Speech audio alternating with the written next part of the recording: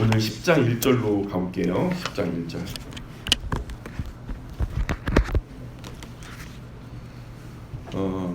내 영혼이 살게 곤비하니 불평을 토로하고 내 마음이 괴로운 대로 말하리라. 말이라도 안 하면 죽을 것 같으니까 말이라도 해야 되겠다는 거죠.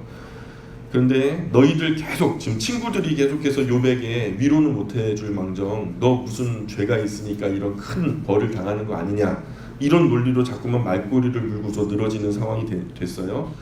여러분, 우리가 지금 당한 것도 비참한데 그 비참한 우리의 마음에 친구들이 와서 위로는 못 해줄 망정 거기다 대고 너 무슨 잘못했는데 너 뭔 죄를 지었길래 이런 벌을 받는 거야 라고 정죄를 한다면 우리의 마음이 당한 그 벌보다, 당한 그 고난보다 훨씬 더 큰 고통을 느끼겠죠.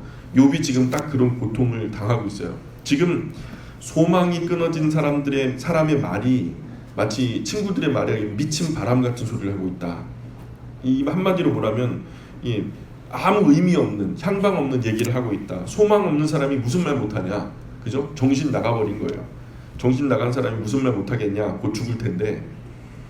친구들이 자꾸 말꼬리 잡고 늘어지니까 소망이 끊어진 자의 말이 그럴 수밖에 없는 거 아니냐. 무슨 제정신이 있길래 합리적인 말을 하겠어. 결과만 가지고 나를 죄인 취급하지 말고 내가 무슨 죄를 지었다면 그거 내게 알려줘라. 내가 이런 벌을 받을 만한 마땅한 죄가 너희들이 눈에 보인다면 그 죄를 나에게 말해줘야지. 지금 그걸 추측해가지고 나를 갖다 정죄하면 내가 마음이 어떻겠냐.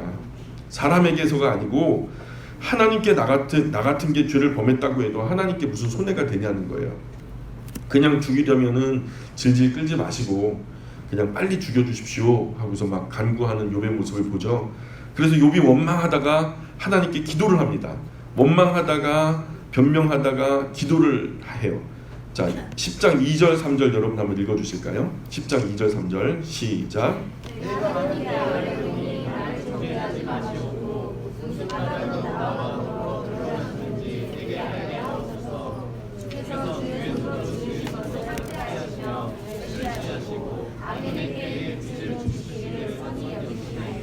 그죠? 하나님 저에게 이렇게 하시는 것이 선하다고 여기십니까? 네? 상당한 불만이 들어있는 거예요. 4절 보세요. 주께도 육신의 눈이 있나이까? 주께서 사람처럼 보시나이까? 주의 날이 어찌 사람의 날과 같으며 주의 해가 어찌 인생의 해와 같기로 나의 허물을 찾으시며 나의 죄를 들추어내시나이까? 주께서는 내가 악하지 않은 줄을 아시나이다. 주의 손에서 나를 벗어나게 할 자도 없나이다. 주의 손으로 나를 빚으셨으며 만드셨는데 이제 나를 멸하시나이다. 기억하옵소서. 주께서 내 몸 지으시기를 흙을 뭉치듯 하셨거늘 다시 나를 티끌로 돌려보내려 하시나이까? 주께서 나를 젖과 같이 쏟으셨으며 엉긴 젖처럼 엉기게 하지 아니하셨나이까? 피부와 살을 내게 입히시며 뼈와 힘줄로 나를 엮으시고 생명과 은혜를 내게 주시고 나를 보살피심으로 내 영을 지키셨나이다. 그러한데 주께서 이것들을 마음에 품으셨나이다. 이 뜻이 주께 있는 줄을 내가 아나이다. 내가 범죄하면 주께서 나를 죄인으로 인정하시고 내 죄악을 사하지 아니하시나이다. 내가 악하면 화가 있을 것이오며 내가 의로울지라도 머리를 들지 못하는 것은 내 속에 부끄러움이 가득하고 내 환난을 내 눈이 보기 때문이니이다. 내가 머리를 높이 들면 주께서 젊은 사자처럼 나를 사냥하시며 내게 주의 놀라움을 다시 나타내시나이다. 주께서 자주자주 증거하는 자를 바꾸어 나를 치시며 나를 향하여 진노를 더하시니 군대가 번갈아서 치는 것 같으니이다. 욥은 말입니다. 하나님께서 앞에 친구들을 데려다가 번갈아서 욥을, 자기들은 지치니까요.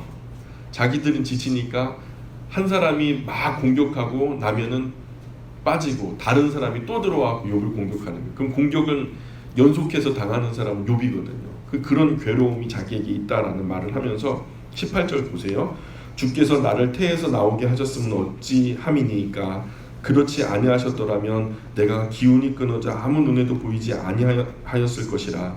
있어도 없던 것 같이 되어서 태에서 바로 무덤으로 옮겨졌으리이다. 내 날은 적지 아니하니이까. 그런즉 그치시고 나를 버려두사 잠시나마 평안하게 하시되, 그죠? 제발 이 고통을 멈춰주세요 하고 간청하잖아요. 21절입니다. 내가 돌아오지 못할 땅 곧 어둡고 죽음의 그늘진 땅으로 가기 전에 그리하옵소서. 땅은 어두워서 흑암 같고 죽음의 그늘이 져서 아무 구별이 없고 광명도 흑암 같으니이다. 눈앞이 캄캄해서 보이는 것이 없는 것처럼 어떤 희망도 어떤 소망도 어떤 해결책도 어떤 길도 보이지 않는 거예요. 이런 상황들을 우리는 사면초가라 그러죠. 도대체 뭘 어떻게 해야 될지 모르겠는 거죠. 패닉이에요. 멘붕이라고 하죠. 요즘 말로 멘붕. 애들 장난하는 거 봤는데 뭐라 그러냐면 애들이요, 다른 친구 보고 그래요. 너 눈 감아봐 그래요. 눈을 딱 감으니까요, 뭐가 보여? 그랬더니 깜깜해 그래요. 깜깜하니까 그 친구 하는 말이 그게 네 앞날이야 그러더라고요. 세 번째 소발이 이제 등장하거든요. 소발이라는 사람이 11장으로 건너가 보세요. 11장 1절 2절 한번 읽어보겠습니다. 11장 1절 2절 시작.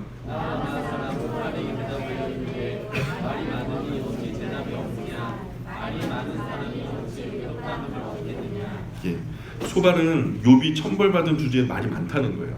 하나님께 벌을 받고도 너 할 말은 많네. 예? 하나님께 심판당해 놓고서 하나님께 또 대들고 아주 패역해서 불의한 사람이라는 거예요. 잘못해서 벌을 받으면 고개 숙이고 자숙해야지 어디 뚫린 입이라고 하나님 앞에서 그냥 버릇없이 잘못해갖고 벌을 받으면서도 막 입을 벌려서 얘기를 하냐는 거죠. 교만하게. 등을 돌리는 것은 배역이죠. 그 등을 돌리면은 배신이라고, 배신. 그죠? 배신은 그냥 뭐 소극적인 거예요. 나 너 미우니까 등 돌린다 이거죠. 근데 거기서 나아가서 등을 돌렸는데 분이 풀리지 않아. 그래갖고 다시 뒤돌아가고 뒤통수를 한 대 때려. 이건 패역입니다. 패역. 적극적인 공세죠. 하나님을 향해서 패역하다는 거예요. 대드는 거예요. 근데 욥을 보고 하나님께 대드니까 패역하다라고 친구가 정죄하고 있는 거죠. 11장 3절 보세요. 네 자랑하는 말이 어떻게 사람으로 잠잠하게 하겠으며 네가 비웃으면 어찌 너를 부끄럽게 할 사람이 없겠느냐. 네 말에 의하면 내 돈은 정결하고 나는 주께서 보시기에 깨끗하다 하는구나. 하나님은 말씀을 내시며 너를 향하여 입을 여시고 지혜의 오묘함으로 너에게 보이시기를 원하노니 이는 그의 지식이 광대하심이라. 하나님께서 너로 하여금 너의 죄를 잊게 하여 주셨음을 알라. 그래서 무슨 죄를 지었는지 말하지 않고 계속 비아냥거리는 거예요. 벌 받은 것 때문에 네가 죄 지었다라는 이 논리로. 근데 6절에 소발의 논지가 있어요. 소발의 논지는 뭐냐면 하나님의 벌하심이 너의 죄보다는 가볍다는 거죠. 하나님이 항상 우리가 죄 지은 만큼 때리시는 게 아니라 하나님이 때리실 때는요, 죄 지은 만큼 때리면 우리는 가루가 돼서 없어지겠죠. 근데 소발의 논지는 뭐냐면 죄 지은 만큼 때리는 게 아니라 죄 지은 것보다 좀 덜 때리신다는 거예요. 무슨 의미인지 이해 가시죠? 그죠? 욥 너는 이것보다 더 맞아야 되는데 하나님이 긍휼하셔서 하나님이 자비로우셔서 그나마 하나님이 너 작게 혼낸 게 이 정도인 거야. 너 죄대로 하면 하나님이 더 때려줬을 거야. 이렇게 얘기하는 거죠. 7절 보세요. 네가 하나님의 오묘함을 어찌 능히 측량하며 전능자를 어찌 능히 완전히 알겠느냐. 하늘보다 높으시니 네가 무엇을 하겠으며 수울보다 깊으시니 네가 어찌 알겠느냐. 그의 크심은 땅보다 길고 바다보다 넓으니라. 하나님이 두루 다니시며 사람을 잡아 가두시고 재판을 여시면 누가 능히 막을 소냐. 하나님은 허망한 사람이 아니시니 사람을 아시나니 악한 일은 상관하지 않으시는 듯 하나 다 보시느니라. 그래서 하나님은 이미 다 보고 계셨다는 거죠. 무슨 악한 짓을 했는지 하나님은 이미 다, 나는 모르지만 친구인 나는, 소발인 나는 모르지만 하나님은 다 보고 계셨다. 뭐 이런 얘기를 하는 거야. 그러니까 너 스스로 좀 얘기 좀 해봐라. 그 죄가 뭐냐. 네 저지른 죄악보다 하나님의 벌이 훨씬 가볍다고 하니까, 그러면서 이제 그 죄를 토해보라고 하니까 욥이 환장하는 거예요. 지금 욥이 잃은 것, 사라진 것 가지고 시비 거는 것이 아닙니다. 욥은 앞서 다 잃은 후에 뭐라고 그랬냐면 주신 자도 여호와시오 취하신 자도 여호와시오니 여호와의 이름이 찬양받아 합당합니다 라고 고백했던 사람이 바로 욥이거든요. 우리가 복도 받았는데 여러분 복을 받으면 재앙도 얼마든지 받을 수 있는 거 아닙니까? 복도 받는데. 그런데 재앙의 이유와 원인이 되는 자신의 범죄와 잘못이 무엇인지 잘 모르겠으니까 알려주셨으면 좋겠다는 거예요. 그리고 이왕 죄로 인해서 기어이 정죄하시려고 한다면 제발 좀 질질 끌지 마시고 빨리 죽여주셨으면 좋겠다는 거죠. 욥이 이렇게까지 하는데 소발이 하는 말은 참 웃겨요. 하나님은 악한 일을 상관하지 않으시는 듯 하지만 다 보신다는 거예요. 전혀 흐름과 상황이 맞지 않은 어줍지 않은 논리를 가지고 욥을 또 정죄하기 시작합니다. 12절 한번 읽어주실까요? 12절 11장 12절입니다. 시작. 허망한 사람은 지략이 없나니 그의 출생함이 전략이 생기는구나. 그 욥의 출생까지 비꼬는 거죠. 욥이 태어난 이 모습까지, 너의 존재 자체. 여러분 우리 어머니들이 아기들을 품을 때는 존재적으로 받아줘. 얘가 100점 만점에 막 99점 받았기 때문에 너는 역시 내 새끼야 하면서 얘를 상대적으로 조건적으로 받아주는 게 아니라 빵점 맞아도 내 새끼야. 빵점 맞아도 이쁜 거예요. 왜냐면 내 새끼니까. 그게 뭐라고 존재적으로 받아준다 그러는데, 존재를 부정하면 세상에 그거보다 슬픈 일이 없어요. 존재 자체를 갖다 부정당하는 거거든요. 근데 지금 욥이 너 왜 태어났냐? 태어난 것까지 비꼬고 있어요. 마치 천한 출신이라 들나귀 새끼처럼 근본이 없다고 천대하는 것이 지금 친구의 정죄예요. 13절 보세요. 만일 네가 마음을 바로 정하고 주를 향하여 손을 들 때에 너의 손에 죄악이 있거든 멀리 버리라. 불의가 네 장막에 있지 못하게 하라. 그래서 소발은 욥에게 아직도 포기하지 않은 죄가 여지 있다라고 말해요. 그러니까 하나님께 기도할 때 제발 그 죄부터 내려놓고 기도해라. 죄 가지고 기도하지 말고 죄부터 내려놓고 기도해라 하면서 15절 보세요. 그리하면 네가 반드시 흠 없는 얼굴을 들게 되고 굳게 서서 두려움이 없으리니 곧 네 환난을 잊을 것이라. 네가 기억할지라도 물이 흘러감 같을 것이며 내 생명의 날이 대낮보다 밝으리니 어둠이 있다 할지라도 아침과 같이 될 것이요 네가 희망이 있으므로 안전할 것이며 두루 살펴보고 평안히 쉬리라. 네가 누워도 두렵게 할 자가 없겠고 많은 사람이 네게 은혜를 구하리라. 그러나 악한 자들은 눈이 어두워서 도망할 곳을 찾지 못하리니 그들의 희망은 숨을 거두는 것이니라. 그래서 소발이 욥에게 빨리 하나님께 회개해라. 그러면 회복될 거다. 이 고통 다 이제 하나님께서 추스르시면서 이제 하나 둘씩 좋아질 거니까 빨리 회복을 위해서라도 좀 회개해라. 죄 고백하고 회개해라. 그런데 결국은 계속 버티기만 한다면 결국 너희 버티는 자의 결국은 죽는 것밖에 없다. 망하는 것밖에 없다. 이렇게 몇 마디 횡설수설합니다. 이 말 끝에 욥이요 또 지친 입술을 열죠. 참 이제 갑론을박하기도 너무 힘든데 지쳐버린 거예요. 친구들이 나를 비참하게 하는 것에 대해서 지쳐버렸는데 거기서 또 이대로 그냥 뭐 멈출 수가 없으니까 입을 열어서 12장 1절 보세요. 야, 이제 욥이 말하는 그 말의 스타일, 그 상태가 어떤지 여러분이 좀 이해하셔야 돼요. 너무 지쳤어요. 욥이 대답하여 이르되 너희만 참으로 백성이로구나. 너희가 죽으면 지혜도 죽겠구나. 나도 너희같이 생각이 있어 너희만 못하지 아니하니 그 같은 일을 누가 알지 못하겠느냐. 하나님께 불러 아뢰어 들으심을 입은 내가 이웃에게 웃음거리가 되었으니 의롭고 온전한 자가 조롱거리가 되었구나. 평안한 자의 마음은 재앙을 멸시하나 재앙이 실족하는 자를 기다리는구나. 강도의 장막은 형통하고 하나님을 진노하게 하는 자는 평안하니 하나님이 그의 후손에 후히 주심이니라.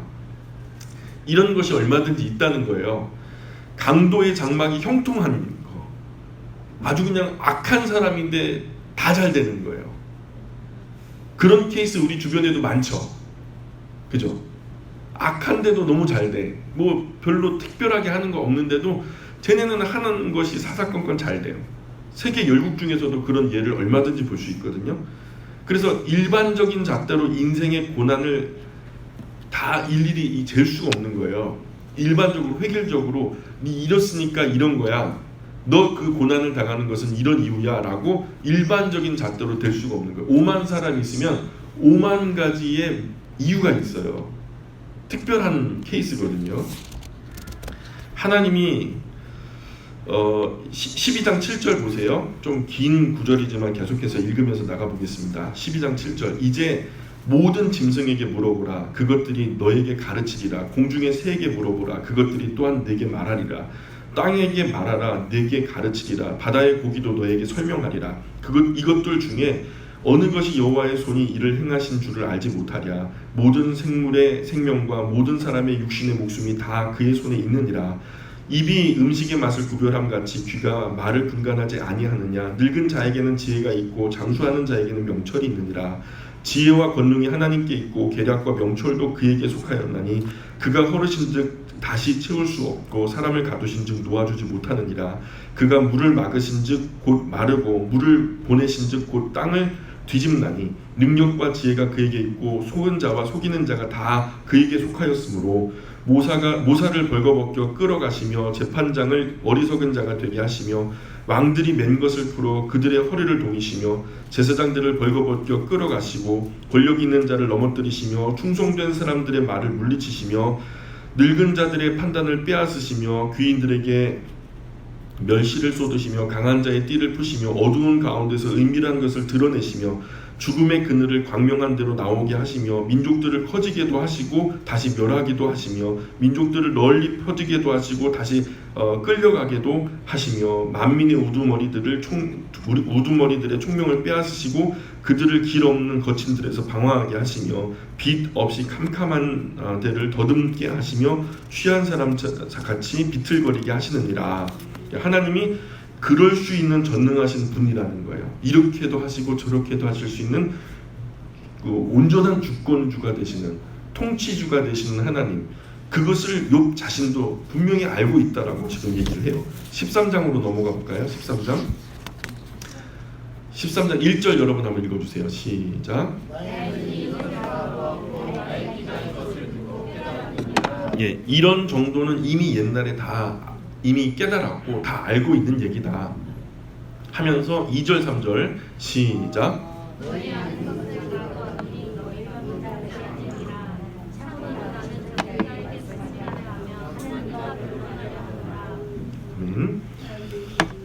너희 모두 내가 모르는 걸 이야기하는 것이 아니라는 거예요. 친구들아, 너희들이 지금 얘기하는 걸 내가 이미 알고 있는 얘기야. 이미 욥 자신도 충분히 알고 있는 이 내용을 마치 자기만 아는 것처럼, 자기만 지혜자인 것처럼 얘기하는 게 욥은 못마땅한 거예요. 이제 뻔한 너희들하고 얘기하는 거 싫다는 거예요. 너 이제 이 뻔한 얘기하는데 그 친구들의 이야기가 너무 뻔해서 싫다는 거예요. 그리고서 이제부터는 욥이 어떻게 하냐면 사람하고 얘기하다가 말이 안 통하고 그것이 벽에 부딪히는 것 같은 속이 터지는 상황이 되면 사람이 어디를 보는 줄 아세요? 여러분 한번 한숨 쉬어봐요. 어휴 하면서 하늘이 보이죠. 욥이 지금 하늘을 봅니다. 예, 욥이요 더 이상 친구들하고 말 안 하고 답답한 속내를 이제 하나님께 변론해요. 4절 보세요. 4절. 너희는 거짓말을 지어내는 자요 다 쓸모없는 의원이라. 너희가 참으로 잠잠하면 그것이 너희의 지혜일 것이니라. 고상하게 표현하지만 입 좀 다물어. 입 다무는 게 나한테 도움이야. 그게 위로야. 이렇게 얘기하는 거죠. 비참한 얘기입니다. 위로자들로 와서 친구들이 와서 친구를 위로하는 게 아니라 정죄하고 앉았으니 입이나 다물어. 그게 나에게 위로야. 이렇게 말하는 거죠. 욥이 딱 세 마디로 이 사람의 입을, 그 친구들의 입을 갖다 딱 막아버리는데요. 13장 6절 보세요. 13장 6절. 딱 세 마디로 입을 막아버리는데 참 욥이 탁월한 부분이죠. 너희는 나의 변론을 들으면 내 입술의 변명을 들어봐라. 너희가 하나님을 위하여 불의를 말하려느냐 그를 위하여 속임을 말하느냐 너희가 하나님의 낯을 따르려느냐 그를 위하여 변론하려느냐 하나님이 너희를 감찰하시면 좋겠느냐 너희가 사람을 속임같이 그를 속이려느냐 만일 너희가 몰래 낯을 따를진대 그가 반드시 책망하시리니 그의 존귀가 너희를 두렵게 하지 않겠으며 그의 두려움이 너희 위에 임하지 않겠느냐 너희의 격언은 재 같은 속담이요 너희가 방어하는 것은 토성이라 너희는 잠잠하고 나를 버려도 말하게 하라 무슨 일이 닥치든지 내가 당하리라. 그러니까 뭐라고 정리를 하냐면 무슨 일이든 내가 당할 거니까 이제 너희들은 신경 꺼 그러는 거예요. 위로자로 왔는 거 다 필요 없어. 나 전혀 위로가 안 되고 오히려 너희가 입 닫았으면 좋겠고 이제 너희들 내 일에 신경 쓰지 마. 내가 죽든 살든 내버려 둬. 이만큼 당했는데 더 당해봤자 뭐 죽음밖에 더 있겠어? 당해도 내가 당할 거니까 떠들지 말어. 그러는 거죠. 대신 아파해 줄 거 아니고 대신 힘들어 해줄 거 아니면은 입 닫고 가만히 있으라는 거예요. 14절에 내가 어찌하여 내 살을 내 이로 물고, 지금 무슨 말이에요? 내 살을 내 이로 물고, 이게 뭐냐면 너무 가려워서 이빨로 그냥 막 잘근잘근 씹어서, 개들이 그러죠. 개들이 막 벼룩이 있으면은 자기 엉덩이를 막 이빨로 막 잘근잘근 씹잖아요. 그런 것처럼 너무 비참한 이 모습을, 내 살을 내 이로 물고 내 생명을 내 손에 두겠느냐. 그러니까 내 생명을 내 손에 둔다는 건 죽고 싶다는, 당장이라도 자살하고 싶다는 얘기를 표현하는 거예요. 15절 그가 나를 죽이시리니 내가 희망이 없노라. 그러나 그렇게 불경건하게 내가 내 생명을 끊을 수는 없고 하나님이 죽이실 텐데 내가 희망이 없다. 그러나 그의 앞에서 내 행위를 아뢰리라. 경건하지 않은 자는 그 앞에 이르지 못하나니 이것이 나의 구원이 되리라. 너희들은 내 말을 분명히 들으라. 내가 너희 귀에 알려줄 것이 있느니라. 보라, 내가 내 사정을 진술하였거니와 내가 정의롭다 함을 얻은 줄 아노라. 이 참 중요한 게 여기 있는데요. 내가 정의롭다 함을 얻은 줄 아노라. 절대로 욥이요 자기 의로움을 양보할 마음이 없어요. 내가 이렇게 벌을 받을 만한, 하나님께 이런 천벌을 받을 만한 잘못이 생각이 나지 않는다라는 이 명제에서 자기는 물러나고 싶지 않은 거예요. 물론 모든 여자에게서 난 사람이, 인간이 어디 흠이 없는 사람이 있겠냐마는 내가 흠이 있음에도 불구하고 이렇게까지는 아니라는 거죠. 그러면서 19절에 나와 변론하는 자가 누구이랴. 그러면 내가 잠잠하고 기운이 끊어지리라. 그래, 이렇게 친구들의 입을 막아놓고 근데 친구들이 더 이상 하는 말을 귀를 이제 듣지 않아요. 그리고서는 이제 욥은요 친구들 옆에다 두고서 고개를 들고 하나님만 바라보면서 이제 얘기하기 시작합니다. 13장 20절 보세요. 13장 20절입니다. 오직 내게 이 두 가지 일을 행하지 마옵소서. 그리하시면 내가 주의 얼굴을 피하여 숨지 아니하오리니. 이 두 가지 일을 행하지 말아달래요. 첫 번째는 뭐냐면 21절에 보세요. 첫 번째 1번이라고 적어보시고요. 곧 주의 손을 내게 대지 마시오며. 이게 첫 번째예요. 주님의 손을 내게 대지 말아주세요. 두 번째는요. 주의 위엄으로 나를 두렵게 하지 마실 것이니이다. 그러니까 하나님 나를 두렵게도 하지 말아주세요. 주님의 손을 내게 대지 마시고 주님 그 위엄으로 나를 두렵게 하지 말아주세요. 22절입니다. 그리하시고 주는 나를 부르소서 내가 대답하겠습니다. 혹 내게 말씀하게 하옵시고 주는 내게 대답하옵소서. 23절 나의 죄악이 얼마나 많습니까? 나의 허물과 죄를 내게 알게 해주십시오. 24절 주께서 어찌하여 얼굴을 가리시고 나를 주의 원수로 여기시나이까? 주께서 어찌하여 날리는 낙엽을 놀라게 하시며 마른 건물을 뒤쫓으시나이까?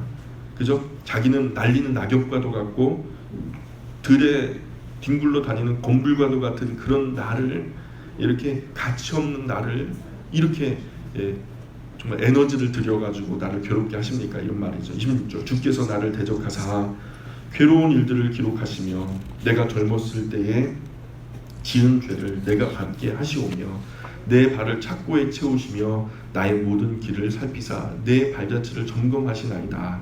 나는 썩은 물건의 낡아짐 같으며 좀 먹는 의복 같으니이다. 그러니까 자기를 한없이 낮추고 하나님을 한없이 높이면서 하나님 충분히 그러실 수 있죠. 그런데 왜 그러시는 건데요 하나님 하면서 더 진지하게 하나님께 여쭙는 거죠. 14장으로 건너가 볼까요? 14장 여인에게서 태어난 사람은 생애가 짧고 걱정이 가득하며 그는 꽃과 같이 자라나서 시들며 그림자같이 지나가며 머물지 아니하거늘 이와 같은 자를 주께서 눈여겨보시나이까? 나를 주 앞으로 이끌어서 재판하시나이까? 누가 깨끗한 것을 더러운 것 가운데 낼 수 있으리까? 하나도 없나이다.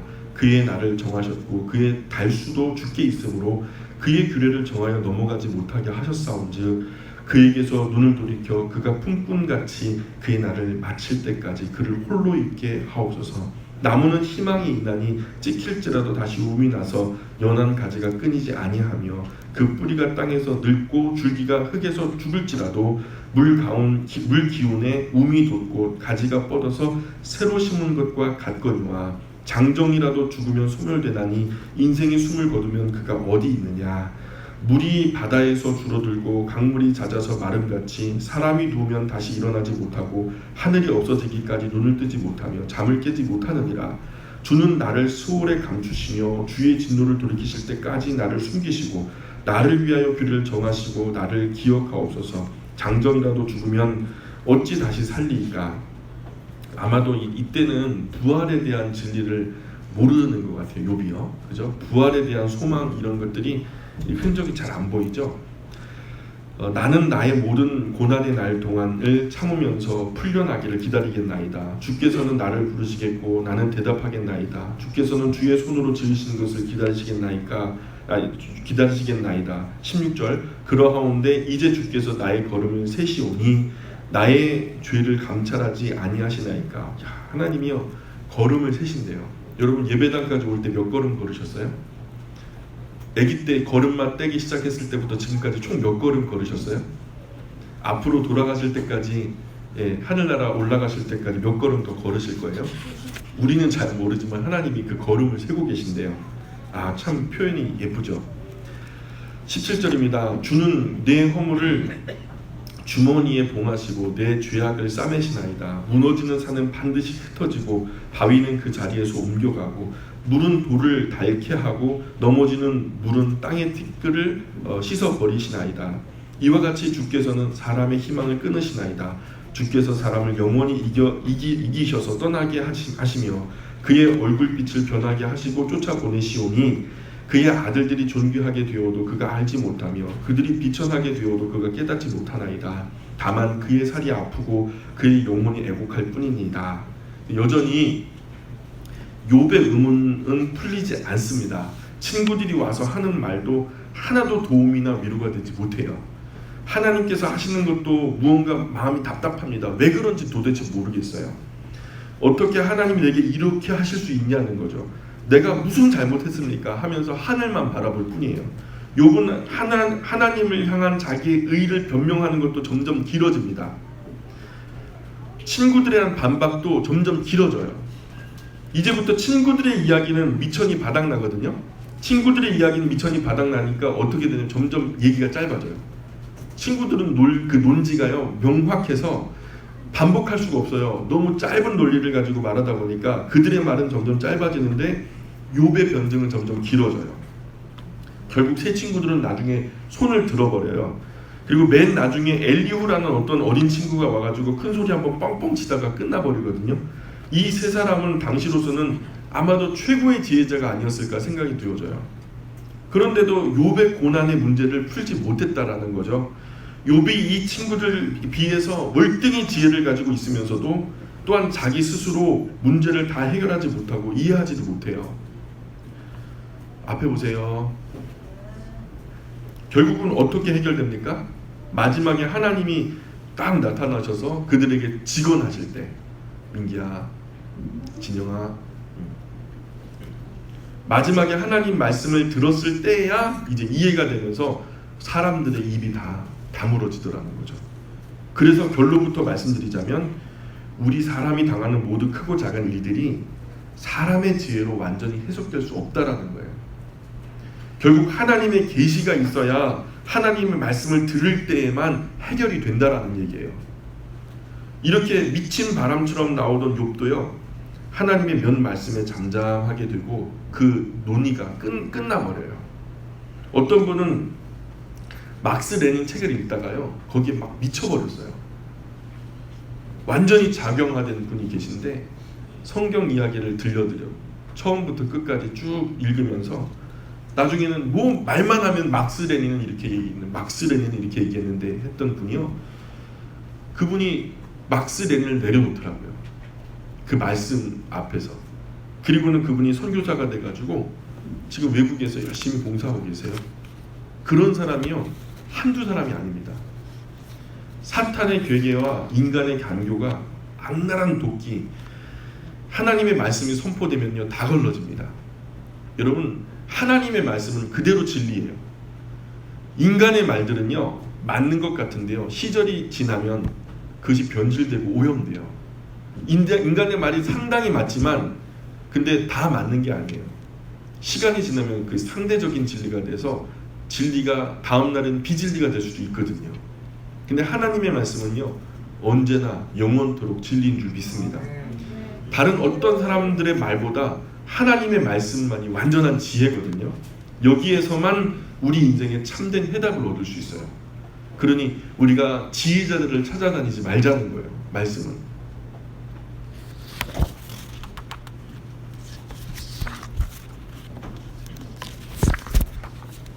이제 엘리바스가 두 번째 충고를 하는데요. 15장 한번 건너가 보실래요? 15장 1절 15장 1절부터 6절까지 한번 긴 구절인데요. 여러분 차분하게 한번 읽어보겠습니다. 욥기 15장 1절부터 6절까지 말씀 다 같이 한번 차분하게 읽어보겠습니다. 시작.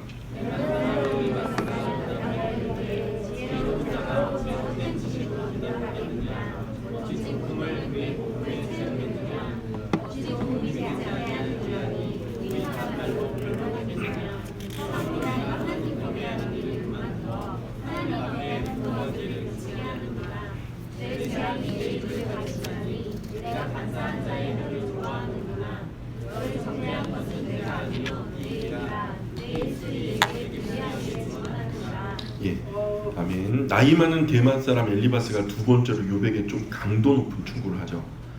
연세가 지긋한 어른이 충고하는데 그런데도 욥에게는 전혀 씨알이 먹히지 않는 그런 분위기예요. 대충 들으면 다 옳은 것 같은데 자세히 들으면 하나도 옳지 않은 이야기를 엘리바스가 하거든요.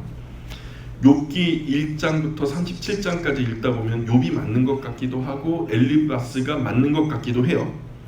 욥의 말을 들으면 친구들이 기분 나빠하고 친구들 말을 들으면 욥이 기분 나빠해요. 우리는 이런 상황을 마음이 안 맞는다고 표현해요. 마음이 안 맞는다. 이런 경우에 마음이 일치가 안 된다라는 거죠. 그럼 얘기해가지고 일치가 안 되니까 이런 답답한 일이 벌어지겠죠. 그래서 1절에 보니까 대만 사람 엘리바스가 대답하여 이르되 지혜로운 자가 어찌 헛된 짓으로 대답하겠느냐 어찌 동풍을 그의 복부에 채우겠느냐. 그러니까 자신은 지혜로운 사람이라는 거예요. 엘리바스는 자기는 지혜로운 사람인데 헛된 지식으로 대답하는 것이 결코 아니라는 거예요. 그러니까 내 말에 다 깊은 의미가 있어. 어르신들 그런 말씀 자주 하시잖아요. 예. 15장 3절 어찌 도움이 되지 아니하는 이야기 무익한 말로 변론하겠느냐. 그래서 도움이 되지 않는 이야기는 조화롭지 않은 말이라고 번역되거든요. 조화롭지 않은 말, 이치에 맞지 않는 말. 이거 내가 어른이 돼가 너보다 아버지 뻘 되는 어른이 돼가지고 내가 이치에 맞지 않는 말, 조화롭지 않는 말을 하겠냐. 다 이치에 맞고 조화로우니까 좀 들어봐. 다 유익이 돼. 그렇게 얘기하는 거죠. 그러니까 내게 맞지 않는 말로 횡설수설하는 것이 아니라 다 깊은 의미가 있다는 말. 그러니 욥에게 말도 되지 않은 얕은 소리로 자꾸 변론을 하는 거예요. 그러면서 4절에 보니까 참으로 네가 하나님 경외하는 일을 그만두어 하나님 앞에 묵도하기를 그치게 하는구나. 욥이 아마도 이렇게 친구들에게 반론을 제기할 때 엘리바스는 욥을 갖다 한심스럽게 보면서 옆에서 아이고 하면서 한숨을 쉬었던 것 같아요. 그걸 이제 묵도한다라고 여기는 것 같아요. 엘리바스의 말은요, 욥 자네 지금 하나님 경외하기를 때려치우고 지금 신앙 포기하려고 그러는 거야? 그래서 내가 속상해서 욥 자네를 위해서 지금 묵도하고 있는데 한숨 푹푹 쉬면서 자네가 지금 이렇게 막 나가는 것에 대해서 내가 지금 옆에서 하나님께 묵도하고 있는데 자네가 지금 하도 말도 되지 않는 소리를 하고 있어서 내가 지금 묵도를 멈추는 거야. 지금 기도를 멈추게 하고 있는 거야.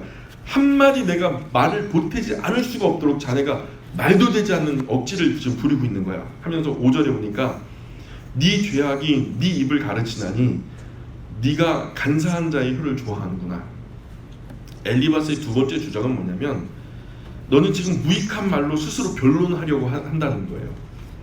이미 쏟아진 엄청난 죄악의 고난이 너의 입을 겸손하라고 교훈하고 계시다는 거예요. 벌을 받으면 거기서 무슨 할 말이 있냐는 거죠.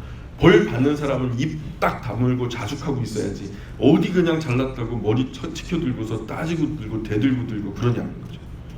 그 잘난 너의 혀가 잘도 제잘거린다, 잘도 떠들어댄다, 이렇게 비아냥거리는 것이 엘리바스 어른이 지금 욥에게 하는 말이죠.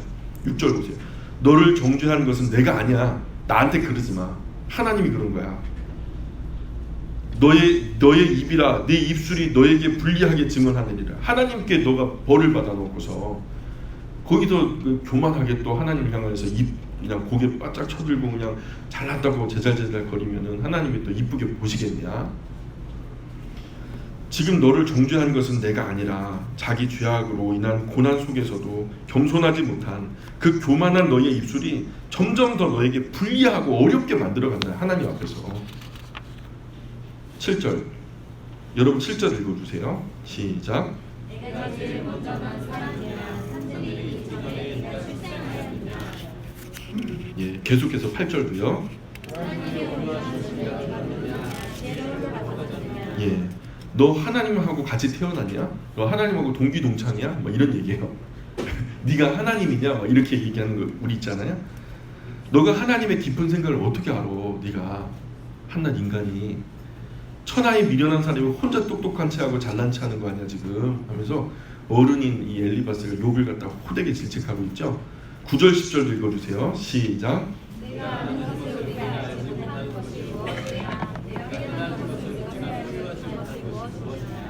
우리 중에는 머리가 긴 사람도 있고 연로한 사람도 있고 내 아버지보다 나이가 많은 사람도 있느냐.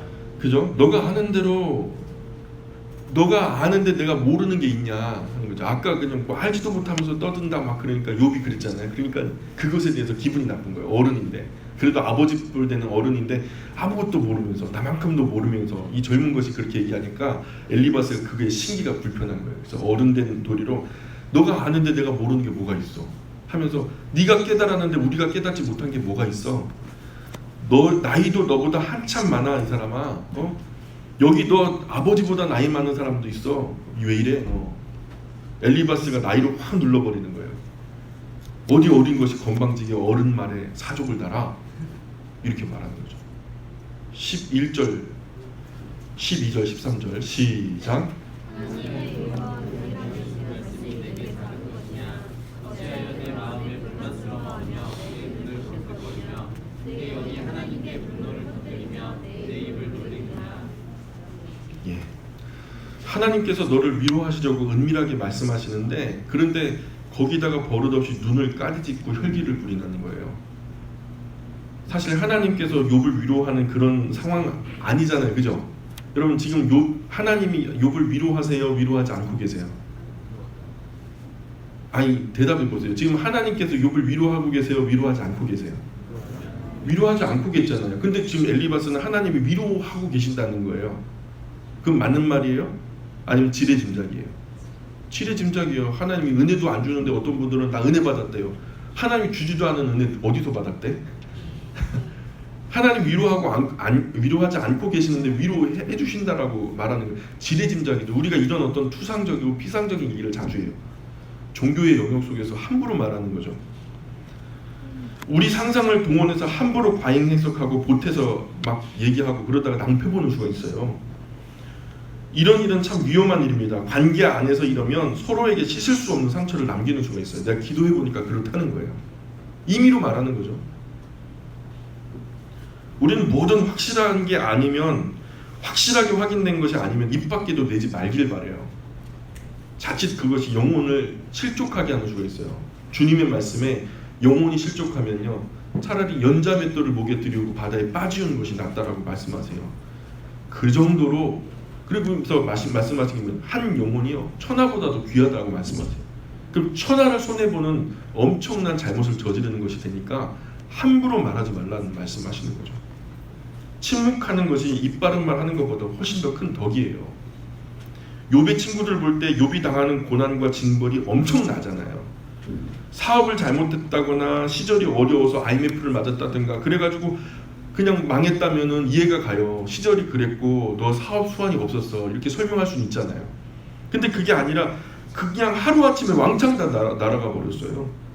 아들 7, 딸 3이 한꺼번에 죽어버리고 건강이 머리끝부터 발끝까지 악창이 나가지고 얼굴 형체까지 잃어버려가지고 친구들이 왔는데 한동안 알아보지도 못할 만큼 비참해졌단 말이죠. 이런 것들을 보니까 욥이 이만한 벌을 받을 이유가 있다라고 친구들은 자꾸 얘기를 하는 그만한 죄가 무엇인지 우리는 알지 못하지만 분명히 그런 죄가 있어 이렇게 단언하고 나오니까 욥도 그 이유를 모르고 친구들도 물론 몰라요. 누가 합니까? 우리는 알죠. 욥기를 다 하니까 욥기의 자초지종을 우리가 알잖아요. 하나님이 아시고 마귀도 알아요. 그런데 욥과 친구들만 몰라요. 이런 싸움은 싸워봤자 결론이 안 납니다. 영원히 평행선이에요. 여러분, 이 영원히 평행선을 그리는 싸움을 계속하면 어떻게 돼요? 결국은 망해요. 서로 망하는 거예요. 이런 싸움은 시작조차 하지 않는 것이 좋다. 이 더운 여름날에 여러분, 누가 끼어들었네, 누가 뭐 어떻게 했네 그래갖고 차에서 내려서 멱살 잡고 싸울 필요 있어요, 없어요? 이건 서로의 입장이 있어요. 또 그러니까 영원히 평행선 그리는 이 혈기 부리고 분노 내는 이런 소모적인 싸움은요, 우리가 피하는 것이 좋아요. 어떻든 안 싸우는 것이 그리스도인의 아름다운 모습이에요. 싸우면 안 돼요. 사실 싸울 때는요, 대부분 둘 다 잘못한 경우가 많아요. 그제도 제가 우리 김호선 집사님 들어가신다 그래갖고 들어가시는 길에 같이 차를 타고 가는데 오거리 전에 어떤 택시기사분이 갑자기 우리 1차선으로 가고 있는데 차문을 갖다 반대편에서 확 여는 거예요. 깜짝 놀라셔가지고 옆으로 확 피해가는데 보니까 이렇게 돌아보니까 내려가지고 앞차 운전기사를 갖다가 그냥 멱살 끄집어 내려가고 멱살 잡으면서 막 싸우시는 거죠. 그렇게 막 비가 막 내리는데 이게 얼마나 화가 나셨으면 그랬을까. 뭐 그 자초지종 사연도 뭐 궁금하기도 했습니다만 참 그거 모습 자체는 별로 예뻐 보이지가 않더라고요. 분명히 그런데 어느 한편만 잘못해서 그렇게 되진 않았을 거다라는 생각이 들어요. 하나가 확실하면은요, 하나가 확실히 오르면요, 싸움 안 나요. 예, 되게 똑같습니다. 어느 한편이 더 잘못하고 한쪽이 덜 잘못했을 수는 있어도 결국 양쪽 다 잘못해서 싸우는 경우가 대부분입니다. 또 한 경우는 둘 다 옳다라고 착각하는 경우에, 잘못된 정보를 가지고 둘 다 옳다라고 착각하는 경우에 싸움을 싸울 수가 있어요. 예를 들어서 정치인들이 우리에게 잘못된 정보를 줘요. 그래서 우리는 잘못된 정보를 가지고 저 사람을 그렇게 보는 거죠. 그래서 진짜 나쁜 사람. 근데 반대편에는요, 그 사람을 또 옳다라고 봐요. 그럼 그 한 사람을 가운데 두고서 양쪽이 싸우잖아요. 한 사람은 착각하고 잘못된 정보를 가지고 싸운단 말입니다. 그렇게 잘못된 정보 때문에 싸우는, 착각으로 싸우는 수가 있어요. 지금 욥과 친구들 양쪽 다 옳다라고 여겨서 싸우는 거거든요. 잘못된 정보를 옳다라고 믿기 때문에 그 착각에서 비롯되는 싸움이죠. 14절 볼까요? 15장 14절 읽어주세요. 시작.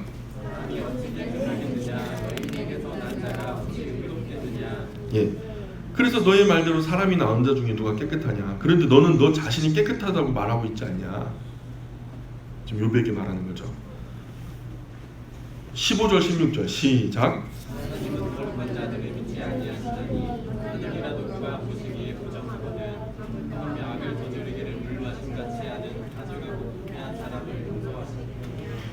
그죠. 하나님 앞에 거룩한 자도 아무리 깨끗한 하늘도 부정한 거라는 거죠.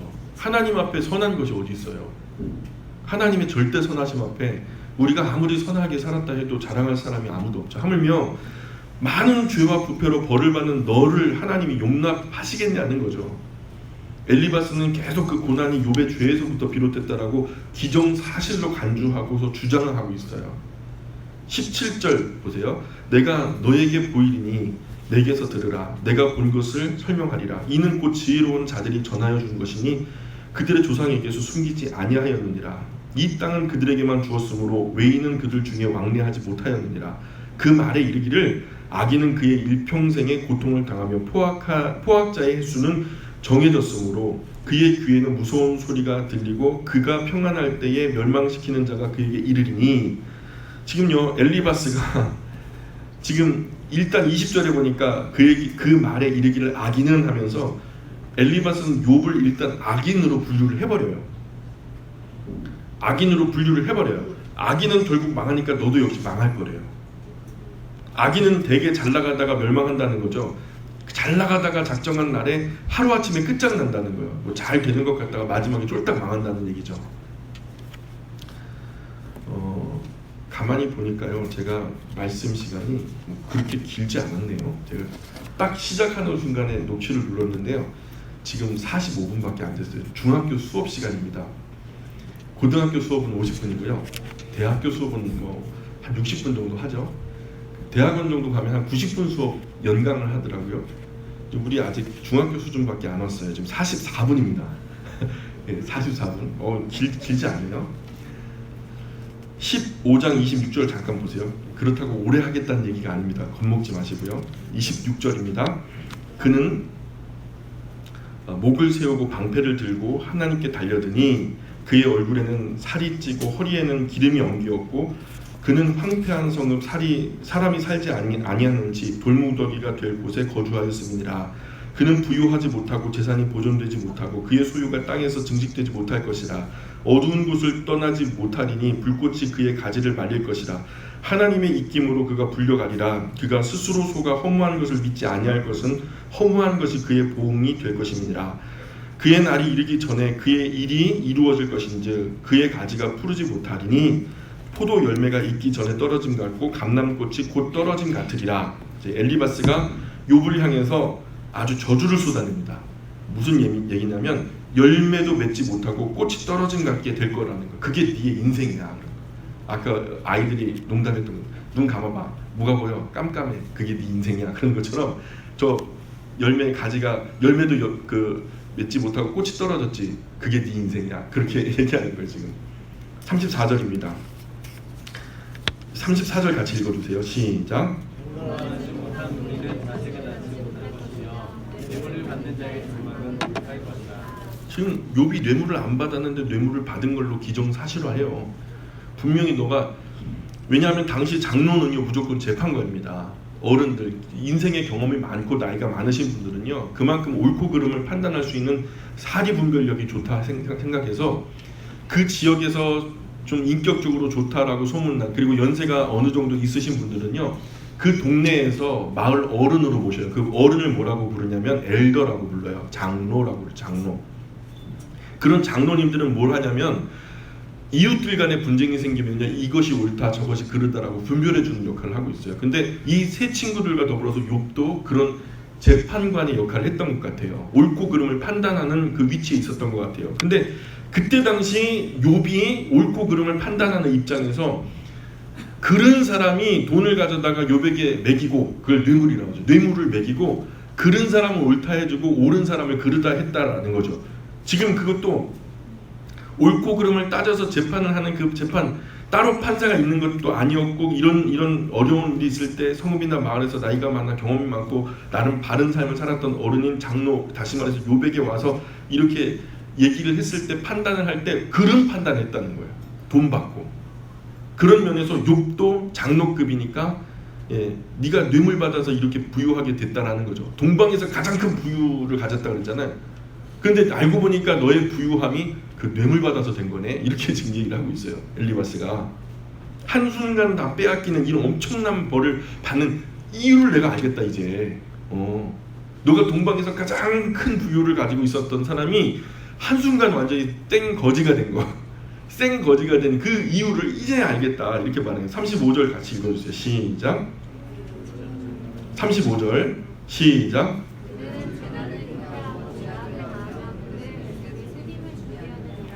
엘리바스는 욥이 뼛속까지 뱃속까지 거짓돼가지고 죄로 물들었기 때문에 재난은 피할 수 없는 당연한 일이라고 저주를 퍼붓고 있어요. 너 이 죄, 이 징벌을 피하려고 하지 마. 당연히 받을 거니까 그냥 달게 받아. 이렇게 얘기하면서 엘리바스는 욥이 하나님 경외하는 것을 포기했다라는 거죠.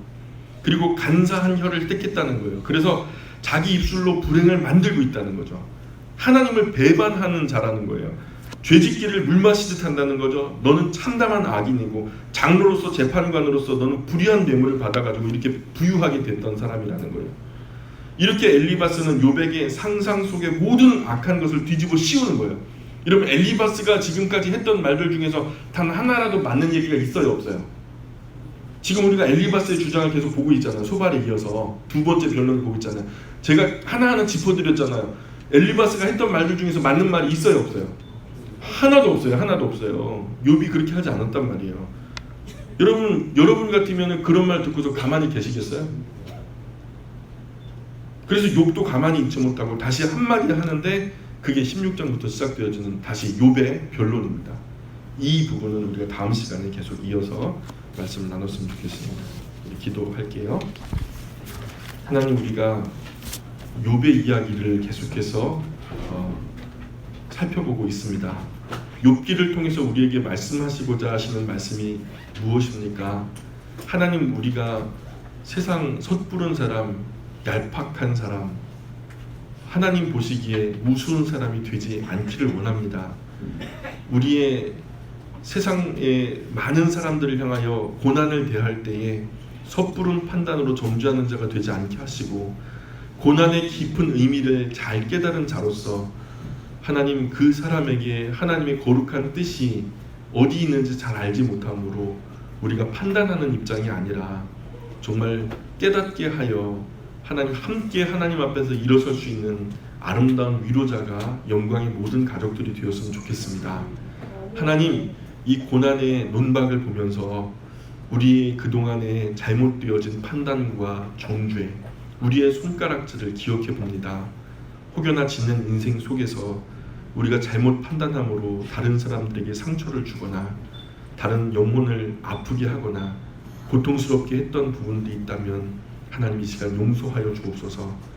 우리 머릿속에, 마음속에서 떠오르게 도와주시고, 상처받은 그 사람에게 다가가 내가 그때 잘못했노라고, 내가 섣부른 판단으로 너의 마음을 아프게 했노라고 용기 있게 사과할 수 있는 그러한 인격 또한 우리에게 허락하여 주시기를 소망합니다. 귀하신 하나님, 하나님의 은혜와 사랑 감사합니다. 예수님의 이름으로 기도합니다. 아멘.